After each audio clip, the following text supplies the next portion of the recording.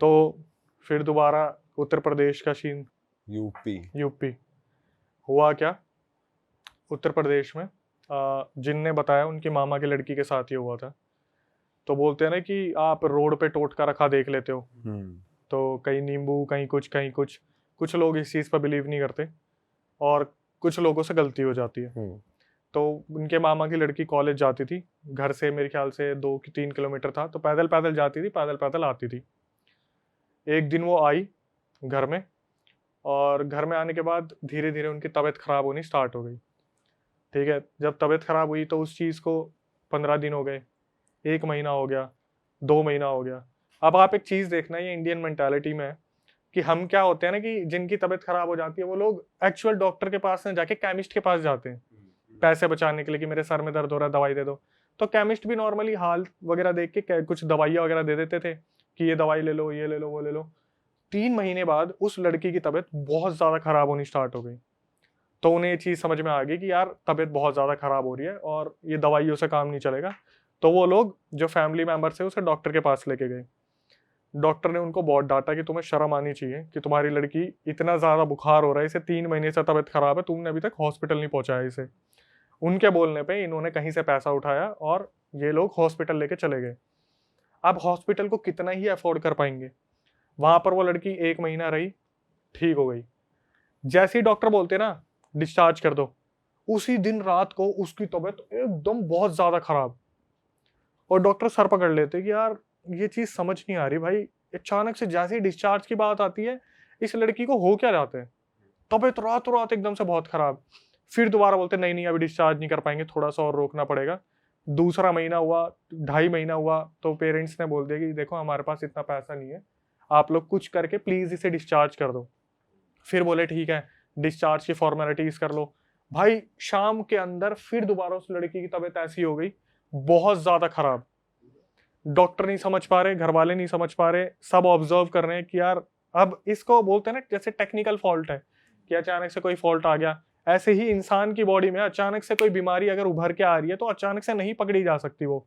उस लड़की के सारे टेस्ट वेस्ट कराए गए, लाखों रुपए खर्च होते दिख रहे थे, और वो लाखों रुपए मार्केट से उठाया जा रहा था और बहुत ज्यादा कर्जा बढ़ता जा रहा था। और लड़की के साथ ऐसा होता था, जैसे इन्होंने 2.5-3 महीने में बोला कि यार अब तो कम से कम आप एक काम करो, देख लो अगर हो सके तो, हमारा पैसा नहीं है इतना हमारे पास, तो हो सके तो लड़की को अब आप डिस्चार्ज कर दो, हम घर ले जाएंगे जो भी केयर होगी।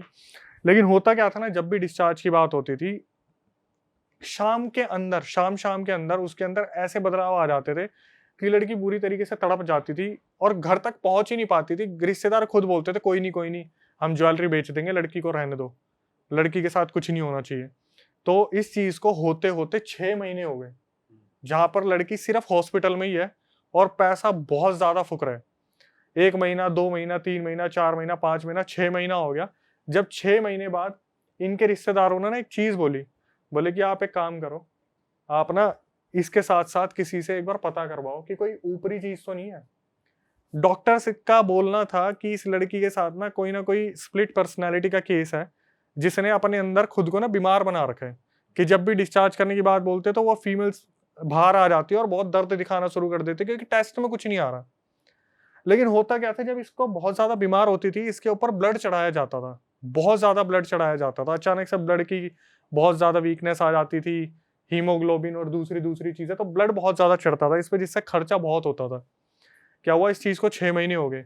तो जब इन्होंने एक तांत्रिक से पता करा, तांत्रिक ने बोला देखो भाई ऐसे तो पता चलेगा नहीं, आप एक काम करना, उनको दिया एक धागा जो ताबीज वगैरह होता है, बोले एक काम करना, इसको तुम ताबीज बांधो और किसी भी हालत में इस लड़की को तुम डिस्चार्ज करवा के हॉस्पिटल से घर ले आओ। ठीक है, घर जब आप लेके आओगे ना, अगर अगले दिन जब आप घर लेके आओगे तो अगले दिन अगर ये बीमार रही तो समझ जाना इसके साथ कोई दिक्कत है बीमारी की। अगर घर आने के बाद ये ठीक हो गई तो भाई इसके ऊपर कोई ऊपरी चीज है, जिसको ताबीज ने जिसको उस धागे ने बांध दिया, जो भी इसके अंदर पोजेशन है। ये लोग जबरदस्ती डिस्चार्ज करवा के इसके हाथ पे बांधा वो धागा और डिस्चार्ज करवा के अपने घर पे लेके आ गए। जैसे ही ये घर पे लेके आए, अगले दिन वो लड़की बिल्कुल ठीक हो गई। मतलब पता चल गया इसके ऊपर कोई चीज है। बहुत सारे तांत्रिक को बुलाया, जो जिसने ताबीज दिया था, यहां से इतनी चीजें बिगड़ती चलेगी ना। जिस तांत्रिक ने इसे ताबीज दिया था, वो ताबीज हर 2 घंटे में अपने आप टूट के गिर जाए। ताबीज दिया बांधने के लिए, वो 2 घंटे में टूट के गिर जाए। और फिर ये बार बार एग्रेसिव हो जाए, मेरे को हॉस्पिटल लेके चलो, मेरी तबीयत खराब हो रही है, मेरे को हॉस्पिटल लेके चलो, मुझे घर में नहीं रहना, मेरे को नहीं रहना, मेरे को हॉस्पिटल लेके चलो। किसी और तांत्रिक को बुलाया, उसने फूंक के पानी वानी मारा, ताबीज दिया, वो वहां से निकले। ये स्पिरिट पता क्या कर रही थी, ये जो भी एंटिटी थी सबका पागल बना रही थी। उसके सामने हाँ मैं ठीक हूँ, हाँ मैं ठीक हूँ, हाँ मैं ठीक हूँ। जैसे ही वो वहां से जाए, ताबीज अपने आप टूट के गिर जाए। 2-2 ताबीज दिए जा रहे दोनों हाथों के लिए। जैसे ही वो तांत्रिक वगैरह कोई भी निकले, भाई वो टूट के गिर जाए ताबीज वहां पे। और ये अपना असर दिखाना शुरू कर दे कि मैं बहुत ज्यादा पोजेस हो गई हूँ, फिर दोबारा मेरे को हॉस्पिटल लेके चलो, मेरे को यहाँ दर्द हो रहा है, यहाँ दर्द हो रहा है, मेरे सर में दर्द हो रहा है, माइग्रेन, ये वो, पेट में दर्द, अंतड़ियों में दर्द। घर वाले परेशान हो गए। कम से कम अभी तक 20 से 25 तांत्रिक इन्होंने बदल दिए। और इस चीज को होते होते 10-15 दिन हो गए, और ये लड़की जो है बहुत ज्यादा वीक होती जा रही है। इसकी बॉडी का वेट गिरता जा रहा है, गिरता जा रहा है, गिरती जा रही है। तो अचानक से किसी ने बोला कि आप एक काम करो, किसी मौलवी को दिखाओ। कोई मौलवी है, उसका नाम बताया गया और बोला कि एक मौलवी है, उनको दिखाओ आप। उस मौलवी को बुलाया। वो मौलवी बैठा, उसने एक पानी फूका, मतलब जो पानी में फूक मारी और पानी इसके ऊपर दे के मारा, तो पहली बार वो एंटिटी सामने आ गई।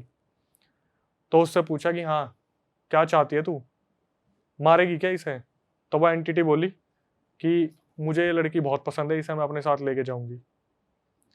बोले कि तेरी कहानी क्या है, तेरी इच्छा क्या है, तू वो बताना, इस लड़की को क्यों लेके जाएगी तू?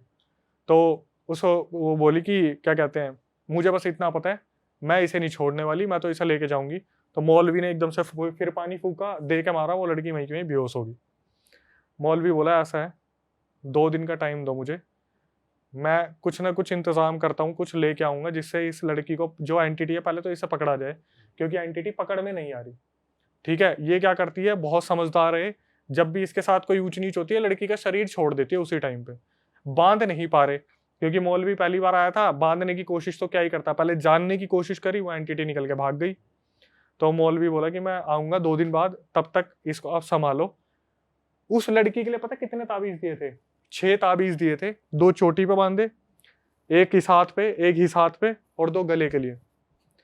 वो ताबीज ना पता कैसे टूटते थे? शाम को एक निकल गया, सुबह तक एक निकल गया, अगले दिन दोपहर तक एक निकल गया। और मौलवी को पता था ये होगा, उसकी इसीलिए 6 ताबीज दिए थे कि ये 6 के 6 कैसे तो रोक के रखेंगे जब तक 2 दिन निकलेंगे।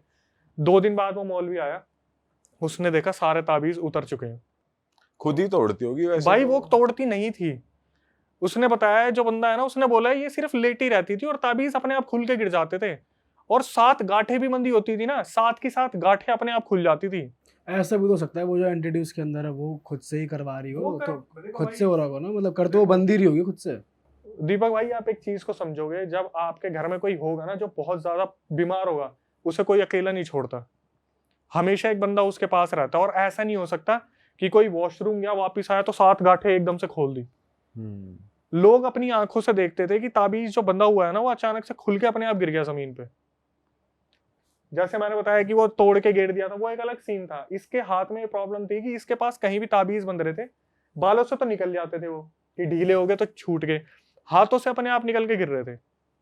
जब मौलवी वापिस आया तो मौलवी ने इससे बोला कि क्या चाहिए तेरे को, क्यों परेशान कर रखा है? पहले तो बांध दिया उसे अच्छी तरीके से, कहीं ना कुछ प्रोटेक्शन करी, उसे घेरा बना दिया अच्छी तरीके से, और घर वालों को समझा दिया कि बात सुनो, इस घेरे में कोई भी नहीं आएगा, अगर इस घेरे में कोई आया मैं इस लड़की को नहीं बचा पाऊंगा। ठीक है, उससे बोला तू बता तेरे को चाहिए क्या, अगर तेरे को इतनी दिक्कत है तो तू वहां जाना जिनने तेरे को परेशान करा है, किसने तेरे को, कैसे मरी तू, किसने क्या करा तेरे साथ? बोली मैं मरी नहीं हूं, अंदर की एंटिटी बोल रही है मैं मरी नहीं हूं, मुझे मारा गया और मैं बदला ले चुकी हूं। बोले कि तो तू इस लड़की को क्यों परेशान कर रही है और तेरी कहानी क्या है? बोली कि जहां मेरा जन्म हुआ था, मैं अपने मम्मी पापा के साथ रहती थी, मेरी मम्मी को कोई डायबिटीज या किसी की डिसीज थी, मेरी मम्मी मर गई, मेरे पापा ने दूसरी शादी कर ली, मेरे पापा ने जिससे दूसरी शादी करी उसकी एक लड़की हुई, वो बड़ी हुई, तो मेरी शादी जब कराई गई ना, तो मेरी मम्मी ने जितना भी गोल्ड मेरे लिए रखा हुआ था, मेरी जहां पे शादी हुई, तो वो जो सौतेली मम्मी थी उसने वो गोल्ड दहेज में नहीं दिया, अपनी बच्ची के लिए रख लिया। ठीक है, और क्या हुआ, जहां पे ये शादी होके गई थी वहां पर दहेज मांगा जाता था। शुरू में उन्होंने मुंह छुपा लिया कि नहीं नहीं बच्ची भेज दो, बस बच्ची भेज दो। बाद में क्या करा, उस लड़की को दहेज के चक्कर में जला के मार दिया। ये जो एंटिटी आ रही है खुद बता रही है सब कुछ। तो ये मौलवी बोला एक काम क्यों नहीं करती तू, अपने ससुराल वालों को परेशान कर, तू फिर यहाँ क्यों आ रखी है। हंस के बोली कि ससुराल वालों को तो मैंने पहले ही निपटा दिया। बोले कैसे, क्या करा तूने उनके साथ।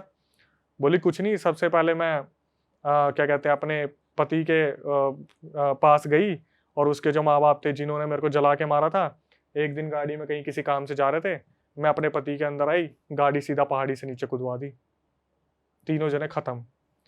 फिर वो मौलवी बोला अगर ऐसा है तो भाई तू अपनी माँ से जाके करना परेशान उसे ही। बोली माँ को भी मैंने मार दिया, जो सौतेली माँ है। कैसे, बोले अपनी माँ के अंदर मैं गई और कुछ खीर वीर बनाई, उसमें जहर डलवाया, खुद भी खा लिया और अपने पति को भी, मतलब उसके पापा को भी खिला दिया। बोले अब तू क्या चाहती है, मैं तो इसे लेके जाऊंगी, इसे मैं लेके जाऊंगी, इसे नहीं छोड़ूंगी मैं। वो जो एंटिटी अब तक कम से कम नहीं तो 7-8 लोगों को निपटा चुकी थी, वो सिर्फ अपना बदला लेने के लिए। और पर इससे तो कोई रिलेशन ही नहीं है उसका। अभी निकलेगा भाई, अभी निकलेगा। हुआ क्या था, इसने बोला कि तू इसके ऊपर कैसे आई। बोली आखिरी में बचा कौन था, जो मेरे पापा की मम्मी थी वो बच गई थी, और उसका मतलब उसके दादाजी, मतलब जो लड़का था जिससे शादी, सॉरी जो इसके पापा थे उसके पापा दादा, उसको और इसकी मम्मी को मारने गई थी। अच्छा, उसकी मम्मी के अंदर घुस के उसके लड़के के पापा को तो मार दिया, लेकिन इसकी मम्मी को मरने से मोहल्ले वालों ने बचा लिया। इसके ऊपर से उतारा करवाया और कहीं उतारा करवा के कहीं जगह फेंक दिया। वहां पे कोई मोहल्ले की लड़की गुजर रही थी वहां से, तो उसका पैर पड़ गया, ये उसके ऊपर आ गई। अब जब इसके ऊपर आई तो इसमें से जो उतारा करवाया वो किसी रोड पे फेंक दिया। वो जो रोड पे फेंका था ना, जैसे टोट के आप देखते हो, एक काला धागा था, काले धागे के अंदर ये बांध रखी थी और वहां पर कुछ नींबू इलायची पड़े थे, वहां इस लड़की का पैर आ गया। अब मौलवी सारी कथा समझ गया कि भाई ये तो बहुत एक्सट्रीम केस है, क्योंकि इतनी सारी आत्माओं की ये बलि ले चुकी है, ये इतनी आसानी से इस लड़की को छोड़ेगी नहीं। घर वालों को बोला गया कि भाई मैं घेरा बनाऊंगा, 4 दिन तक इस घर में पूरा विधि विधान से सब कुछ होगा। इस घर से 4 दिन तक ना तो कोई अंदर आना चाहिए और ना ही कोई बाहर जाना चाहिए, ठीक है। आप लोगों को कहीं कहीं से किसी भी चीज की आवाज आ सकती है घर से बाहर बुलाने के लिए, मत जाना। अगर बाहर चले गए ना तो ये तुम्हें छोड़ेगी ना ही ये मुझे छोड़ेगी। बोलेगी तुम्हारे बोलने पे मैं ये काम करने के लिए तैयार हूं, हालांकि ये काम बहुत बहुत ही ज्यादा बड़ा है, लेकिन अगर तुम में से कोई भी घेरे के अंदर आ गया, घर के बाहर चला गया, हम सब मर जाएंगे, यहीं की यहीं मार देगी है। और वो सामने बैठ के हंस रही है आराम से कि मैं तो कैसे ना कैसे किसी को घर से बाहर निकलवा दूंगी, मैं कोई ना कोई चीज कर दूंगी। और घर वाले यही बात कर रहे कि मौलवी ये तो मतलब अगर किसने बाहर कोई हंगामा मचा दिया तो हमें बाहर तो जाना पड़ेगा, कुछ ना कुछ रिश्तेदारों के कुछ कर दिया तो जाना पड़ेगा। मौलवी को पता था ये सारे ड्रामे तो होनी है, उसने पहले ही घेरा बना के उसे कैद कर दिया था। लेकिन उस आत्मा को उसने क्या करा, उस लड़की की बॉडी से बाहर निकाल दिया, उस घर में कैद कर दिया, और जितने भी घर वाले थे सबको एक एक ताबीज दे दिया कि भाई तुम ये ताबीज मत उतारना, तुम्हें कोई दिक्कत नहीं होगी। तो मामा मामी थे और जो रिश्तेदार थे वो वहां पे थे। घर के अंदर 4 दिन तक कोई नहीं निकला। होता क्या था, जब भी पूजा पाठ या कुछ भी जो मौलवी करते थे अपनी विधि विधान में, अलग अलग आवाज आती थी। जैसे किसी की मरी हुई मम्मी, बेटा एक बार ये दरवाजा खोल दे, बेटा एक बार यहाँ से आटा ले ले, मैं लेके आई हूँ। बार बार गेट पे कोई नॉक कर रहा है कि तुम्हारा बिजली का बिल आ गया, तुम्हारा ऐसे हो गया वैसे हो गया। और मौलवी के अंदर इतना खौफ बैठा हुआ कि यार ये तो मरेंगे, मेरे को और लेके जाएंगे। जब भी कोई आवाज आती ना, एकदम से मंत्र रोक के, कोई हिलेगा नहीं, चुप, सारे यहीं रहोगे, हिलेगा नहीं कोई। बच्चा खेलता खेलता गेट की तरफ, पकड़ो उसे, पकड़ लो, इसे बाहर नहीं जाना चाहिए, क्योंकि उसके दिमाग में ये चल रहा है मैं इनको नहीं बचा रहा, मैं अपने आप को ही बचा रहा हूँ। सही बात है भाई 4 दिन तक ये पूरा चलता रहा। उसके बाद सोचो उन्होंने क्या करा, उसका उतारा कहीं और फेंकवा दिया।